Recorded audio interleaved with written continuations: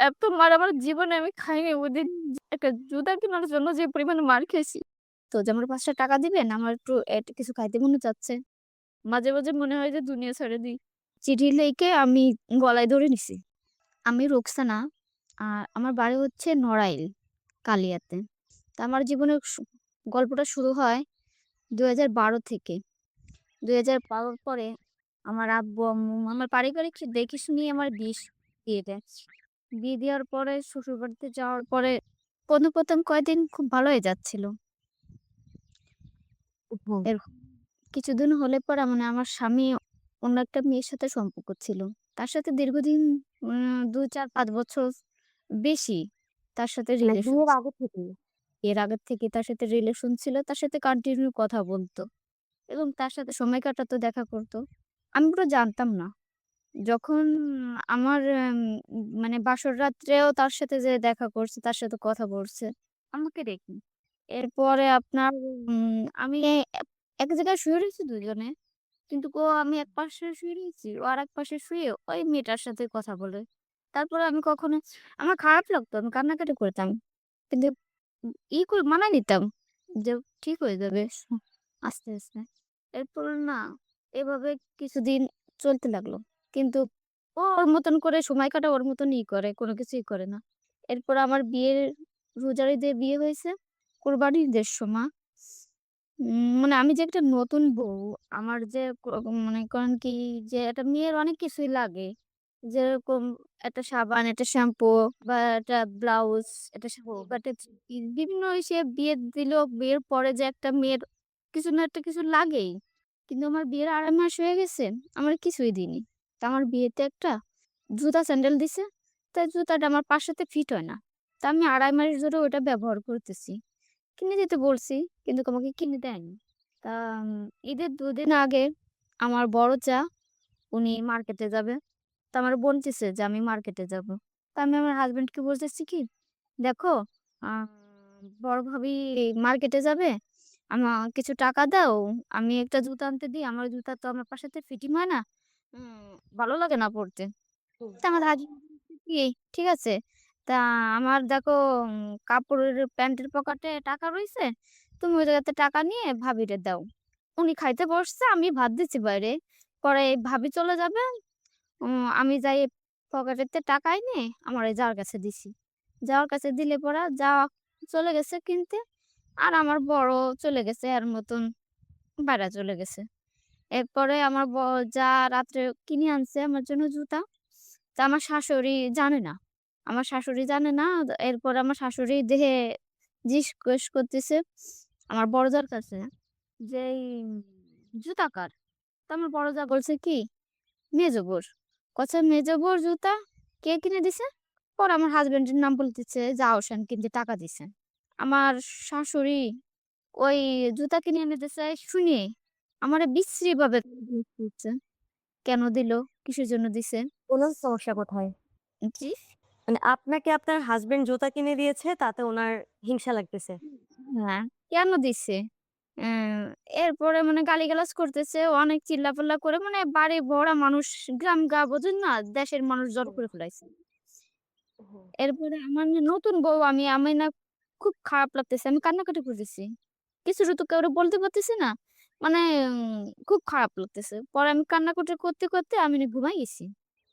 হুম। ঘুমাই গেলে পরে আমার হাসব্যান্ড আসছে রাত ৮ঃ০০ ৮:৩০ বা ৯ঃ০০ নাগাদ আসছে। আসলে পরে আমি জানি না। এরপরে আমার শাশুড়ি নাকি এর কাছে বলিছে যে, "তুমি টাকা দিছো?" তা আমার হাসব্যান্ড না স্বীকার গেছে। কয় কি, "না, আমি তো টাকা দিইনি।" কয়, "তাই তোর কথা বলল যে তুই টাকা দিছিস? তোর ভাবিও বলল, তোর বউও বলল যে তুই টাকা দিছিস?" তো আমার হাসব্যান্ড বলে কি, "না, আমি তো টাকা দিই নাই। তাহলে আমার প্যান্টের পকেট থেকে টাকা চুরি করে নিছে।" তো আমার বড় যা বলতেছে, হুম। "না, টাকা চুরি করে নিই নাই। আমি সামনে ছিলাম, আমি দাঁড়াইছিলাম। ও বলল যে প্যান্টের পকেটে টাকা রইছে, যা এনে দাও।" আর মানে রুকসানা যেয়ে নিয়ে আসছে। তা ও তো চুরি করেনি। আহসান আনতে বলছে তাই আনছে। আমি সেখানে দাঁড়ানো ছিলাম। তা আহসান কেন মিথ্যে কথা বলে? পরে মনে করেন কি আমারে চোর প্রমাণ করছে। চোর প্রমাণ করার পরে রাত্রে বেলা আমার খাইতে ডাকতেছে, "ওঠো ভাত খাও।" তা আমি বলছি কি যে, "না, আমি খাবো না।" একটা চ্যান্ডেলের জন্য আমার এরকম এভাবে গালিগালাজ করলো, এরকম বিচ্ছিরি ভাষা দিল। দেশের ইসের মানুষ সব জানলো কিরকমের একটা অবস্থা। এরপরে আমার শাশুড়ি ওই সময় চিল্লাপাল্লা করতেছে, "তুই চোর, তুই চুরি করে টাকা নিছিস।" এই সব মানুষের সামনে। আমার একটু লজ্জা লাগতেছে। এরকম তখনও আচ্ছা, তখনও আপনার হাসব্যান্ড প্রতিবাদ করেনি যে, "না, চুরি করেনি, আমি দিয়েছি।" আমার হাসব্যান্ডই বলতেছে যে, "আমি টাকা দিইনি।" মানে সে টাকা দিছে কিন্তু তার মার কাছে বলতেছে যে, "আমি টাকা দিইনি। ও চুরি করে টাকা নিছে।" বুঝছেন? আচ্ছা। এরপরে মানে আমি খুব খারাপ লাগতেছে যে উম সে আমার হাসব্যান্ড, সে আমার নিজে টাকা দিল। বলল কি, "যাও আ আমার পেটের পকেট থেকে টাকা এনে যে বড় ভাবিকে দাও।" আর সে এখন না স্বীকার করতেছে মা-বাবার সামনে, সে আমারে চোর প্রমাণ করতেছে। আমার খুব খারাপ লাগতেছে। পরে আমার ভাত খাইতে যাইতে বলছে। তা আমি বলছি, "না, আমি ভাত খাবো না।" ২-৩ বার বলছে যে, "যাও ভাত খাইতে হবে।" তা আমি বলছি, "না, আমি ভাত খাবো না।"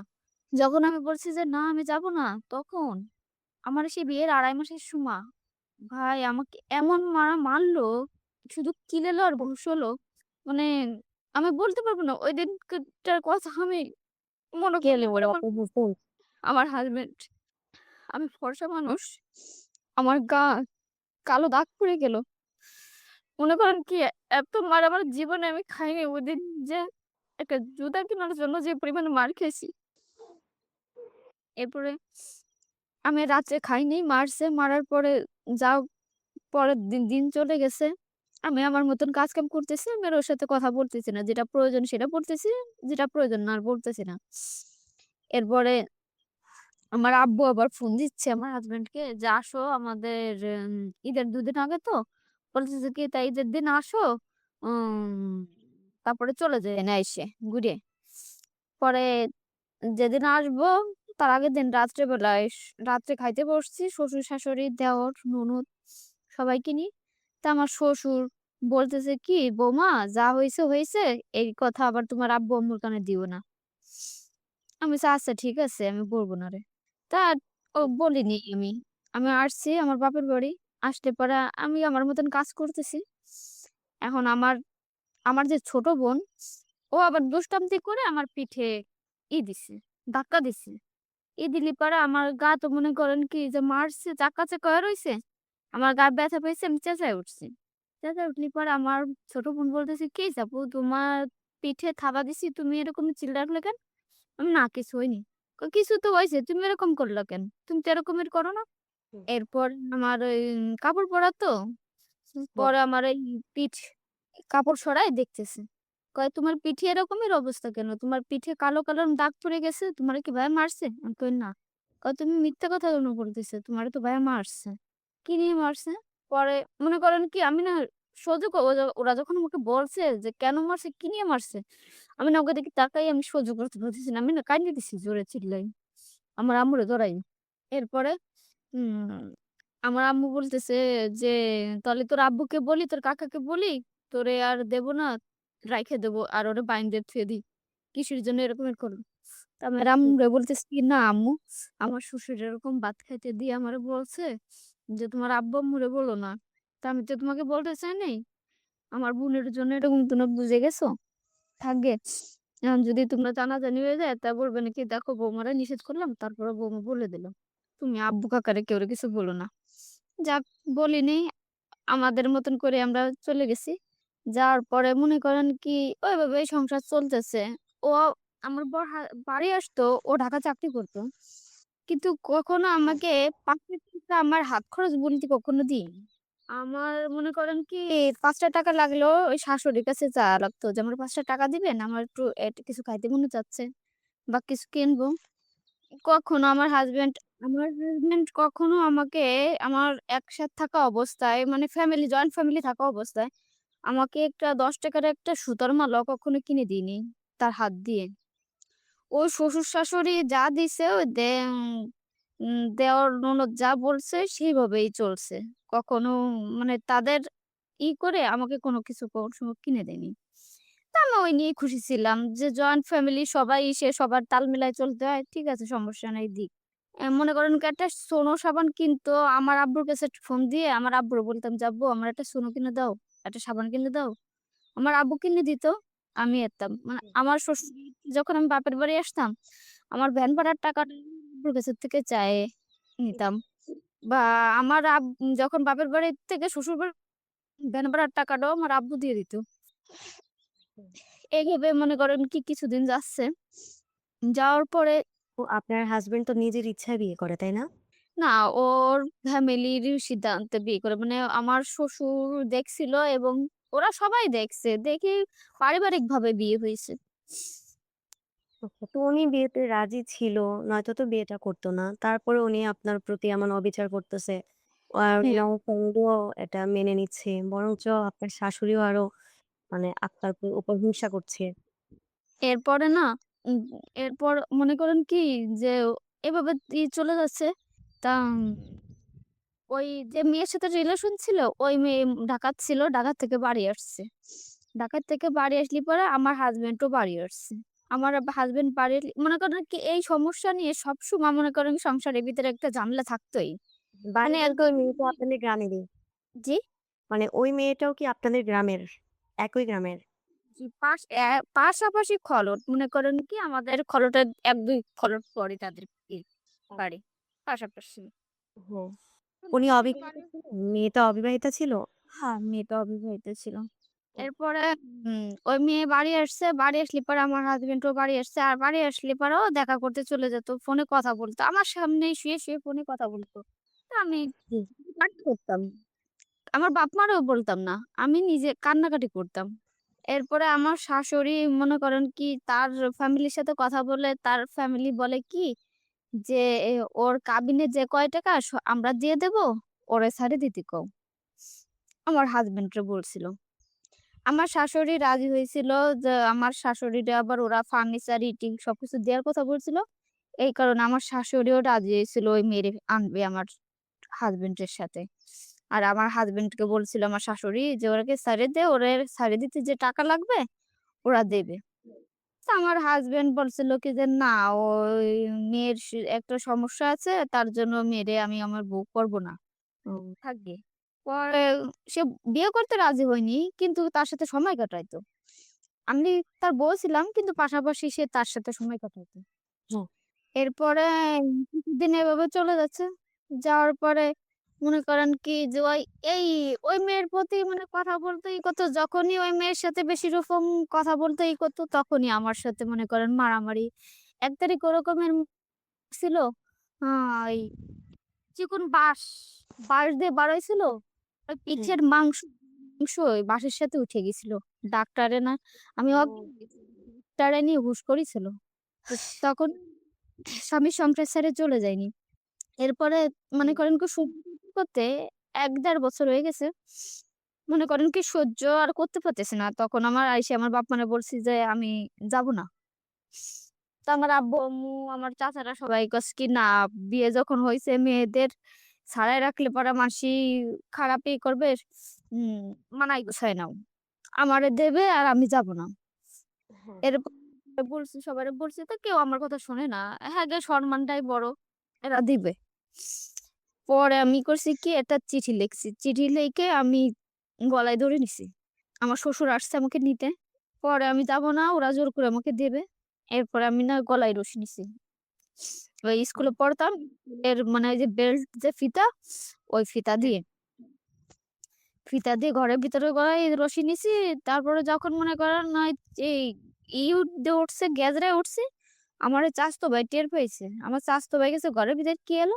দৌড়ে দেখি আমি জ্বলতেছি। পরে সবাই করে দড়ি কাইটে নামাইছে। নামানোর পরে আমি তো বেহুশ ছিলাম। ডাক্তার-টাক্তার দেখানোর পরে হুঁশ হইছি। হুঁশ হওয়ার পরে আমারে আমার হাসব্যান্ড শুনছে, আমার শ্বশুর যেয়ে বলছে যে এরকম হইছে। ওর কোনো প্রতিক্রিয়া নাই, কোনো কিছুই করিনি। ও ওইভাবেই রইছে। এরপরে আমারে কিছুদিন আমি বাপের বাড়ি রইছি ১-২ মাস। থাকার পরে তারপরে ও ঢাকা থেকে বাড়ি আসছে। বাড়ি এসে ও আমারে নিয়ে গেছে। আমারে সবাই বুঝাইছে, "যাও, যাইতে হবে।" হুম। এভাবে হয় না। তারপরে আমি গেছি। যাওয়ার পরে উম ওই সময় মনে করেন ওই তারিখই আমার বেবি পেটে আসছে। বড় ছেলেটা পেটে আসছে। আচ্ছা। পেটে যাক এভাবেই ওই ঝগড়া পেঁচাল সবসময় হইতে তালে থাকে। একটু কিছু নিয়ে এটা সেটা নিয়ে সবসময় হয় কমের বেশি। যাক তারপরে বাচ্চা যখন কনসিভ করছে বানায় নিতে হবে মেনে নিছি। এভাবে চলতেছে। বাচ্চা হইছে, বাচ্চার বয়স যখন ৮ মাস, তখন ও আমাকে ঢাকা নিয়ে যায়। ঢাকা নিয়ে গেলি পরে আমি ঢাকা গেছি। ঢাকা যাওয়ার পরে আমার মানে ২-৪ মাস পরে ওই যে মেয়েটার সাথে রিলেশন ছিল, ওই মেয়েটা ফোন দেয়। হ্যাঁ, এর ভিতরে ভালোই যাচ্ছিল। আমার যখন ঢাকা নিয়ে গেছে তখন ও স্বাভাবিক আছে, কোনো গ্যাঞ্জাম না ফ্যাসাদ নাই। সুন্দরভাবে আমাদের জীবনই করতেছে। হুম, এরপর ওই মেয়েটা ফোন দিছে। ওই মেয়েটা ফোন দিলে পরে আমায় বলতেছি কি, "তোমাকে কে বারবার ফোন দিছে?" কয়, "চিনি না।" ও চেনে মানে ওর সাথে তো যোগাযোগ সবসময় আছে কিন্তু আমি জানি না। হুম, হুম, পরে আমি না ওই নাম্বার আমি জুত করে ও জানে না। ও গোসল করতে ঢুকছে আমি ওই নাম্বার উঠায় রাখছি। নাম্বার উঠায় রাখলে পারা এরপরে আমি ও যখন কাজে চলে গেছে আমি ওই নাম্বার ফোন দিছি। ফোন দিয়ে দেখি কি যে ওর এক্স। পরে ও বাসায় আসলে পরে আমি বলছি যে, "তোমাকে যে ফোন দিছে, তোমার এক্স ফোন দিছে, তুমি কেন আমাকে মিথ্যা কথা বললা?" যখন ওকে বলছি তখন ও আমাকে মানে একা তো বাসার ভিতর ও আমার ইচ্ছা মতন চড়াইছে, থাপড়াইছে। কেন আমি ওরে ফোন দিছি? প্রেগন্যান্ট অবস্থায়? না, প্রেগন্যান্ট অবস্থা না। আমার ছেলের বয়স তখন বড় ছেলের বয়স ৮-৯ মাস বয়স। আচ্ছা। আ মানে আমার ঢাকা নিয়ে গেছে সেই সময়। ও আ এরপরে ও আমার ইচ্ছা মতন চড়াইলো, থাপড়াইলো। তারপরে আমি কান্না করতেছি। আমি বলছি কি, "আমি মরে যাবো। আমি আর এ জীবন রাখবো না। আমার বাপ-মা আমি যাবো না আমারে জোর করে দিল। তারপরেও ওরা করল না। আমি আর করব না।" পরে আমার আব্বু-আম্মুরে বলছি যে, "এরকমের আমি আর পারতেছি না।" পরে আমার আব্বু-আম্মু বলছে, "আচ্ছা ঠিক আছে, তোমার যাইতে হবে না।" এরপরে আমি কিছুদিন আমার বাপের কাছে রইছি, বাপ-মার কাছে রইছি। পরে আমার সবাই বুঝাচ্ছে যে, "একটা সন্তান হয়ে গেছে। দেখ এভাবেই করলে পড়া হয় নাকি? তুই উম কর, চলে যা। উম আর ডিভোর্সি মেয়ে অন্যখানে বিয়ে হইলে গেলে ফিরে আবার এই খোঁটা শুনতে হবে।" তারপরে দেখলাম কি যে যাক জীবনে বিয়ে একবারই তো হইছে, যা হইছে হইছে। দেখি মানায় গুছায় নিয়ে থাকি। হুম, এরপর আমার ছেলে বড় ছেলের বয়স যখন ২ বছর তখন মনে করেন কি আমার অজান্তেই আমার মেজো ছেলে পেটে এসে গেছে। আমি জানতাম না। মানে ইচ্ছাকৃতভাবে না। বড় ছেলে যখন ২ বছর বয়স তখন ওই মেজো ছেলে পেটে আসছে। হুম, মেজো ছেলে পেটে মনে করেন কি যে ৩-৪ মাস পরে আমি পরীক্ষা করছি। তা বাচ্চা যে কনসিভ করছে ধরা পড়ে না। ৩ মাস হইলে পরে আল্ট্রাসাউন্ড করা যাবে। তার আল্ট্রাসাউন্ড করছে। আল্ট্রাসাউন্ডে ধরা পড়ছে যে বাচ্চা কনসিভ করছে। তখন মুসলমান ঘরের মেয়ে সেই ভাবনায় মনে করেন কি যে বাচ্চা আর নষ্ট করিনি। রাইখা দিছি। যে যা হবার হবে। তো মাশাআল্লাহ দিলে পরে ২ টো ছেলে হইছে। আ সুখেই আছে। ও আগের থেকে পরিবর্তন হইছে, ভালো হইছে। কিন্তু ও ওর ফ্যামিলির কথায় খুব করত। ওর ভাই-বোন আম এর ভিতরে আরেকটা কথাই পড়ে গেছে। আ যখন আমার বিয়ে হইছে তখন মনে করেন কি ১ম শীত আসছে বুঝছেন? শীতের সময় হুম, যে আ আমার যে শীতের কাপড় ও ঢাকায় থাকে। মানে শীতে আমি কষ্ট পাচ্ছি। গ্রাম গায়ে শীত, আমি কষ্ট পাচ্ছি। কিন্তু হুম, আমাকে একটু শীতের সোয়েটার কিনে দিচ্ছে না। আমি ওকে বলতেছি যে, "আমাকে একটু শীতের সোয়েটার কিনে দাও। আমার এরকম শীতেতে সংসারে সকালবেলা উঠে কাজ-কাম করতে আমার কষ্ট হচ্ছে।" তা আমার শ্বশুরও বলছে, আমার শ্বশুর একটা মনে করেন যে ৳৭০-৮০ দামের যে গেঞ্জি আছে, আতলা গেঞ্জি পাতলা গ্রামে, ওর একটা গেঞ্জি হ্যাঁ, এনে দিছে। এই গায়ে দাও। পরে একদিন ওরে ফোনে আমি মানে কান্না করে দিছি। আমি বলছি কি, "তা আমার এত কষ্ট হচ্ছে একটা গেঞ্জি এনে দিছো। আ আব্বুরে বলছো, আব্বু একটা গেঞ্জি এনে দিছে। তা শীতের ভিতরে গ্রাম গায়ে একটা গেঞ্জিতে কি হয় নাকি?" না, তো আপনি যখন বাড়ি আসবেনি তখন বরজা যাইয়া মানে আমার পাশের ইসে যাইয়ে কিনে এনে দিবেন তাই বলছে। ও ঢাকার টানবে তাও আমার বলেনি। কচ্ছে বাড়ি হুম, যেয়ে কিনে দিবেন। ওর বাপ-মার বিনা হুকুমে মনে করেন কি আমার ৳৫ দিয়ে একটা শ্যাম্পু দিবে, তাও দেওয়ার ক্ষমতা ওর নেই। ও দেয় না। ও বলছে বাড়ি যেয়ে কিনে দিবেন। পরে বাড়ি আসছে, বাড়ি আসলে পরে আমার ননদ, বড় ননদ বলছে যে, "না, ওকে শীতের সোয়েটার কিনে দিবি না। আগে ওর বাপের বাড়ি থেকে তোরে কিনে দেবে, তারপরে তুই ওরে দিবি।" ওহ মাই গড! এরপরে আমি আমার আম্মুরে বলছি যে, "আব্বু আম্মু তোমার জামাইরে শীতের কোট কিনে দাও। যদি তোমার জামাইরে শীতের কোট না কিনে দাও, তাহলে পরে ওরা আমারে কোট কিনে দেবে না। শীতের জামাকাপড় কিনে দেবে না।" পরে আমার আব্বু আমার হাসব্যান্ড বাড়ি আসছে। আমার হাসব্যান্ডরে দাওয়াত দিছে, আসছে।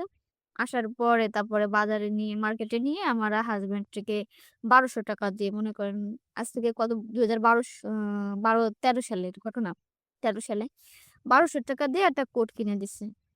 আচ্ছা, কোট কিনে দিলে পরা পরে আমার হাসব্যান্ড যখন আমার হাসব্যান্ডের এটা ৳১২০০ দিয়ে কোট কিনে দিল, আমার হাসব্যান্ড তারপরে আমারে ৳৫০০ দিয়ে একটা কোট কিনে দিল। এই একটা হ্যাঁ। তারপরে চলে যাচ্ছে এভাবে দীর্ঘদিন চলে গেছে। বড় ছেলে, মেজো ছেলের বয়স এই ৭-৮ বছর হয়ে গেছে। হ্যাঁ, এরপরে মনে করেন ওর সবসময় ওর মা-বাবা, ভাই-বোন, ওর ফ্যামিলির কথাই সবসময় চলে। মনে করেন কি ছেলে-মেয়ে হুম, হয়ে গেছে তারপরে ওর মা-বাবা যে সিদ্ধান্ত দেবে মনে হুম। করেন কি স্বামী-স্ত্রী ঝগড়া ফ্যাসাদ গ্যাঞ্জাম স্বাভাবিক হবেই। হ্যাঁ, এটা অবশ্যই। মনে করেন কি যে একটা ছেলে তার মা-বাপরে বলবে, তার ভাই-বোনরে বলে তার স্ত্রীরে আ ছোট করবে এবং খারাপ প্রমাণ করবে। একটা মেয়ে কিভাবে সহ্য করে বলেন আপু? সহ্য না, করা যায়? না মোটেও না। এরপরে ওর তারপরেও মানে ওর ছেলেগুলো বুঝছেন বউকে ছোট করে ভাবে যে তারা বেশ মানে বড় হচ্ছে। আসলে যে নিজের স্ত্রীকে ছোট করলে নিজেই ছোট হয়, এরা এটা বোঝে না। হ্যাঁ। এরপরে মনে করেন কি ওই ছেলে-মেয়ে নিয়ে ওর বড় ভাই একদিন আমার গায়ে হাত দিছে, আমারে মারছে। ও কিচ্ছু বলে নাই। ওর মা এরকম মারতে আসে। ওর আব্বু গালাগালি করে বিচ্ছিরিভাবে। ওর ভাইরা গালাগালি করে, মারতে আসে, মারে। ও কোনো প্রতিবাদ করে না। ও কয়, "আমি কি করব?" হুম, আর উনি প্রতিবাদ করে না বিধায় উনারা বারবার আপনার উপর এরকমটা করার সাহস তারপরে আমার মেজো ছেলের বয়স ৯ বছর চলে। তা আমার শাশুড়ি কিছুদিন আগে এরকমের ঘরবাড়ি নিয়েই ঘর-দরজা দিয়া-দেই নিয়েই ওরকম আমারে বিচ্ছিরিভাবে গালিগালাজ করতেছে। তা আমার ছোট ছেলে মেজো ছেলে বলতেছে কি যে, "আম্মু, দাদু তুমি কেন আমার আম্মুর এরকম গালিগালাজ করতেছো শুধু, শুধু?" হ্যাঁ, পরে আমার ছেলেরে আমার শাশুড়ি থাপ্পড় দিছে গালে। পরে গালে হুম, থাপ্পড় দিলে পরে আমার ছেলে আবার উনার বুকে দিছে, কিল দিছে একটা। হুম, পরে আমি আবার আমার ছেলেরে রাগ করতেছি যে, "কেন তুই কথার হাত দিলি মুরুব্বি মানুষ?" কচ্ছে, "তা উনি আমার মারে আমার সামনে যে বিচ্ছিরি গালিগালাজ করতেছে, আমি তো সহ্য হুম, পাচ্ছি না। উনি কিসের জন্য বলবে আমার মারে?" আমি বলছি, "তা আমারে হুম, কচ্ছে আমার শাশুড়ি, তা তোর সমস্যা কি?" কয়, "না, শুধু, শুধু কেন বলবে? আমরা এখন বড় হচ্ছি, আমরা তো এখন বুঝি ভালো-মন্দ। অপরাধ কোনটা আর অপরাধ না কোনটা। তো উনি হুম, এতদিন বলছে, বলছে। এখন তো বলতে পারবে না।" এরপরে মনে করেন কি বিভিন্ন ঝামেলা নিয়ে এর ভিতরে আমার হাসব্যান্ড বাড়া চলে গেছে ১৫ মাস। আমার চাচাতো দেবর এবং মনে আর করেন কি গায়ে যে দিবেন কি বিভিন্ন পুরুষ? হ্যাঁ, আ আমার কদিন WhatsApp এ বিভিন্ন নাম্বার থেকে মেসেজ দেয়। তা আমি চিনি না, আমি ব্লক করে দিই। অপরিচিত নাম্বার ফোন দেয়, আমি চিনি না। পরিচয় জিজ্ঞেস করি। যখন চিনি না তখন ব্লক করে দিই। এইভাবে মনে করেন কি কতদিন চলতেছে। এরপরে করছে আপনার আ খোঁজ নেয়ার জন্য মানে বিভিন্নভাবে আমার বাজে, বাজে এসএমএস দিছে। বিভিন্ন বাজে, বাজে মানে যে খারাপ ভিডিও ওই ভিডিও গুলো দিছে এবং বিচ্ছিরিভাবে আমার ফোনে। পরে হ্যাঁ, আমি যে কি এভাবে কারা আমারে করতেছে। আমার বর যখন বাইরে চলে গেছে এটা মানুষও জানা পারে খারাপ বলবে। পরে আমার আব্বুরে, আমার ভাইরে জানাইছি যে, এরকমের আমার ফোনে এরকম নানানভাবে ডিস্টার্ব করতেছে। কে বা কারা আমি চিনি না। তা একটু খুঁজে বের করতে হবে, থানায় জিডি করব। পরে আমার বাপ চাচারে বললে পরে উনার সাথে থেকে থানায় এর আগে আমার হাসব্যান্ডকে বলছি। আমার হাসব্যান্ড কোনো গুরুত্ব দেয়নি। কয়, "দেখো কে?" পরে বলতেছে, "আচ্ছা ঠিক আছে।" পরে আমি থানায় জিডি করার পরে আমি ৩-৪ হাজার টাকা খরচ করছি থানায়। জিডি হ্যাঁ, করার পরে থেকে বের হয়েছে আমার নিজের আপন চাচাতো দেবর। এই ইস! ইগুলো করতেছিল। আর এর সাথে জড়িত আছে আমার নিজের দেবর সে দুজন। তার সাথে আবার মনে করেন কি আমি এক ঘরে মানে মধ্যে পার্টিশন দিয়া এক ঘরের ভিতরে মধ্যে পার্টিশন এক সাইডে ও থাকে, এক সাইডে আমরা থাকি। ও হ্যাঁ, ফ্যামিলি নিয়েছে আমরা আলাদা আমার থাকি। এরপরে মনে করেন কি যে এদিকে আবার ও নিশাগ্রস্ত। আপনার ইয়াবা, বাবা, তারপরে গাঁজা, বিভিন্ন নিশাদ্রব্য বিক্রি করে ঘরের ভিতরে এবং খায়ও। বুঝছেন? মানে হ্যাঁ, এটা ভয়ংকরই। হুম, ও জড়িত। ও জড়িত। পরে আমার হাসব্যান্ডকে বলছি যে, "এরকমের তোমার ভাই ব্রাদার এরকমের এগুলো করতেছে। তুমি এখন বিচার করো।" "কি করবা?" কয়, "আমি কি বিচার করব? আমি কি দেশে আসছি নাকি যে আমি বিচার করব?" আমার হাসব্যান্ডের কোনো গুরুত্ব নাই, কোনো নাই। এখন উনার আমি এটা কি তো হলে ওখান থেকেই করতে পারত। ওখান থেকেই তো উনি বলতে পারত যে, "এমনটা কেন করলি তোরা?" হ্যাঁ, না উনি কোনো কিছুই করবে না। এরপরে আমার শ্বশুর-শাশুড়ি তারাই এসছে। তারাও কোনো কিছু বলিনি। না বলি পরে থানায় দারোগারে বলার পরে দারোগা আমার শ্বশুরবাড়ির সবাই আসতে বলছে। পরে কেউ আসে নাই। খালি আমার চাচা শ্বশুর জানার নাম্বার দিয়ে সিম উঠানো, নাই আইডি দিয়ে সেই লোক আসছে। আসার পরে ধরে নিয়ে আসছে তারে। আনার পরে সে মাপ-টাপ চাইছে থানায় ইয়ে পরে সাদা স্ট্যাম্পের পরে সই দিয়ে গেছে যে এরকম মেরি কাজ আর হবে না। হ্যাঁ, পরে মনে করেন কি যে আমি শ্বশুরবাড়ি থাকবো আর মানে আমার হাসব্যান্ডের কাছে আমি থাকবো। এত অপমান, এত বিচ্ছিরি ভাষা আমার হাসব্যান্ড দেয়, মানে আমি সহ্য করতে পারি না। আমার এখন ২ টা ৩ টে সন্তান হয়ে গেছে। এখন মনে হুম, করেন কি আপু এমন পর্যায়ে হুম, চলে গেছে যে আমার বিন্দুমাত্র ওই সংসারে সম্মানটুকু নেই। সবাই অসম্মান করে। আমার হাসব্যান্ড আমাকে সম্মান করে না বলে আমাকে হুম। সবাই ওর ফ্যামিলি ফুল ফ্যামিলি মানুষ অসম্মান করে। যার যেটা মনে এটাই চাচ্ছে সে সেটা স্বাভাবিক করে আপু। বলতেছে। হ্যাঁ, এটাই স্বাভাবিক। যদি স্বামী তার স্ত্রীকে সম্মান না করে না, তাহলে ওই পরিবারে স্ত্রী কারো কাছ থেকেই সম্মান পায় না। কেউই তাকে সম্মান করে না। কোনোভাবে আমার হাসব্যান্ডকে বোঝাতে পারলাম না যে আমাদের সন্তান নিয়ে গেছে, আমাদের ১৩-১৪ বছরের সংসার। তুমি এখন আমার দিকে একটু করো, আমাকে একটু সম্মান দাও। আমাকে একটু হুম, করো। এই জিনিসটাও দেবে না। ওর ফ্যামিলির মানুষের হলো আগে, তারপর হলো আমি। এরপরে কি আর বলব? এখন মনে করেন কি সিদ্ধান্ত নিছি যে আমরা আলাদা হয়ে যাব। একসাথে আর থাকবো না। কেউ বলতেছে আলাদা হওয়ার কথা, কেউ বলতেছে না মানি নাও। দেখো, এভাবে আমি কতদিন মানিয়ে নেব? কতদিন থাকবো? এরপরে রাখলে কবে না নিজেই শেষ হয়ে যাব। আর মানে এখন ওই মেয়েটার কি অবস্থা? যে মেয়েটা সাথে উনার ওর সাথে অ্যারেঞ্জ এখনো মনে হয় যোগাযোগ নেই। আমি জানি না যোগাযোগ আছে কি না আছে। আপনার হাসব্যান্ডের মধ্যে বর্তমানে যারা সমস্যা পাকাচ্ছে তারা হচ্ছে যে পরিবার, যেটা হ্যাঁ, বুঝলাম। হ্যাঁ, হ্যাঁ। আর আপনার হাসব্যান্ড আপনাকে কম বোঝে এবং উনি আপনাকে সাপোর্ট করে না বা সম্মান করে না বলে আপনার শাশুড়ি, শ্বশুর, দেবর হ্যাঁ, এরা হ্যাঁ। সবাই আরো বেশি করে আপনাকে এগুলো করার সাহস পায়। হ্যাঁ, একটা মেয়ে মনে করেন কি স্বামী গরিব হইলেও থাকতে পারে। হুম, একদম হ্যাঁ, ঠিক। কিন্তু তার যে সম্মানের জায়গাটা না, ওই জায়গাটা যখন পড়ে যায় না, তখন একটা মেয়ে ওই সংসারে থাকার চেয়ে না থাকা। হুম। এই যে বলে না যে আসলে মেয়েরা তো আর ভাত খাওয়ার জন্য বা দুবেলা খাওয়ার জন্য বিয়ে বসে না। এটাই। তো এখন দুবেলা খাবার যেমন এখানে আপনি অপমানিত হয়েও দুবেলা খাবারটা খাচ্ছেন। বাবার বাড়িতেও তো তেমনই ছিলেন। আসলে সম্মানটাই সবচেয়ে বড়। শ্বশুরবাড়িতে একটা বউয়ের যদি সম্মান না থাকে, আসলে ওখানে টিকে থাকাটা তখন কষ্টের হয়ে যায়। হ্যাঁ, আমাদের এখন ১৩-১৪ বছরের সংসার। তাই ভাবছি আলাদা হয়ে যাব। আর আমি পারতেছি না ভাই। অনেক চেষ্টা করছি। বাচ্চাগুলোর বয়স কেমন? বড় জনের বয়স ১১ বছর, মেজো জনের বয়স ৯ বছর, আর ছোট জনের বয়স ৩ বছর। আচ্ছা ৩ টা বাচ্চা। ওরা তো পড়াশোনা করে, তাই না? হ্যাঁ, পড়াশোনা করে। এই বাচ্চাগুলির সামনে আপনার সাথে এদিক এরকম ৩-৪ মাস ব্যবহার চলে করে। আসছি। ৩ মাস মনে করেন বাবার বাড়ি চলে আসছি। ও ৳১ খরচ দিচ্ছে না। মাঝে, মাঝে ফোন দিয়ে ওই ছেলেদের সাথে কথা বলে। ইচ্ছা করলে বলে, ইচ্ছা না করলে বলে না। আপনি এখন তাহলে বাবার বাড়ি? হ্যাঁ, বাবার বাড়ি আছে। আপনার শ্বশুর, শাশুড়ি এরা আপনাকে মানে কিছু বলে না নেওয়ার কথা বা না, না, উম না, বলে না। ওরাও চায় যে উম ওর আমি চলে আসি, ওরা ওদের মতন থাকুক। কি বলবো আসলে আপু আমাদের দেশে না মানে আসলে হিংসা জিনিসটা প্রতিটা ঘরে ঘরেই নতুন বউয়ের প্রতি হিংসা যেন ননদ, শাশুড়ি, দেবর, শ্বশুর মানে এরা আসলে নতুন বউয়ের উপর যে একটা হিংসার ব্যাপার এটা থাকেই। অধিকাংশ ঘরেই এমনটা দেখছি। আর আর আপু যদি মনে এখন করেন যে আমার দে মানে দেওর বাসুরদের ওরা ৪ জন, ৪ টা ভাই। তা হ্যাঁ, শুধু হাসব্যান্ডই ওর মা-বাপ মনে করেন কি ওর পরিবারের সিদ্ধান্তে আটকায়। আর যে ৩ জন আছে না তাদের হুম, বউকে মনে করেন কি ছুঁয়েও কথা বলতে সাহস পায় না। হুম। কারণ তাদের মানে ওই বউগুলোর জামাই তো আর পরিবারের কথায় চলে না বা পরিবারকে অত প্রাধান্য দেয় না। তাদের কাছে বউই বেশি প্রাধান্য পায়। হুম, আর আপনার হাসব্যান্ড তো আপনাকে প্রাধান্য দেয় না। উনি তো পরিবারের কথায় বেশি চলে। হুম। ওদেরকে বেশি যেন মানে বউ বাচ্চার চেয়েও যেন ওদের কথার বেশি। অবস্থা। আসলে আপু এখন আবার এই যে ৩ টা বাচ্চা, উনি বাচ্চাদেরকে ভালোবাসে না? হ্যাঁ, বাচ্চাদের ভালোবাসি। বাচ্চাদের বাচ্চাদের ভালোবাসি। খরচ বাচ্চার মাদের লাগবে না, মাকে লাগবে না।